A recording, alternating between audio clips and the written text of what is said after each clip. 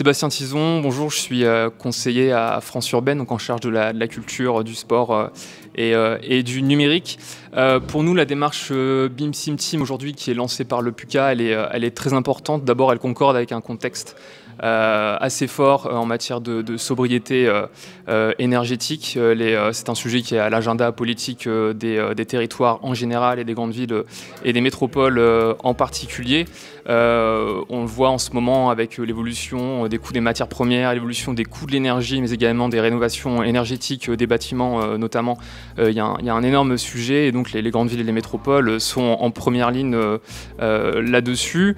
La démarche, elle concorde également avec un contexte plutôt particulier sur la data, où on sent au niveau des collectivités qu'il y a une appropriation de plus en plus forte sur le sujet donné. On le voit au niveau des grandes villes et des métropoles, on travaille beaucoup sur la donnée d'intérêt général, la façon justement dont la donnée peut être curseur pour affermir les échanges entre les collectivités et les entreprises, et notamment les entreprises délégataires et concessionnaires de services publics.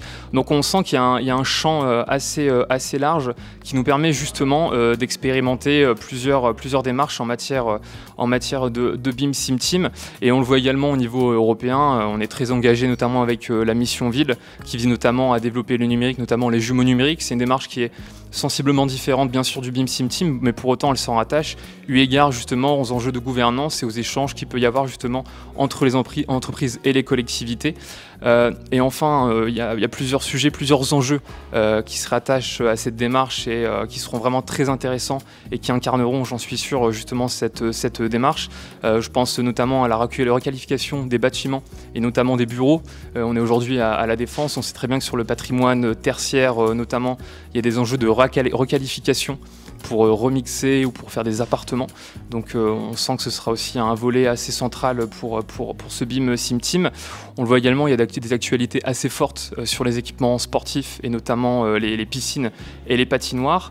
Donc voilà, je ne doute pas que justement l'ensemble de ces sujets feront partie justement de la panoplie des démarches qui seront expérimentées dans le cadre du BIM Sim Team.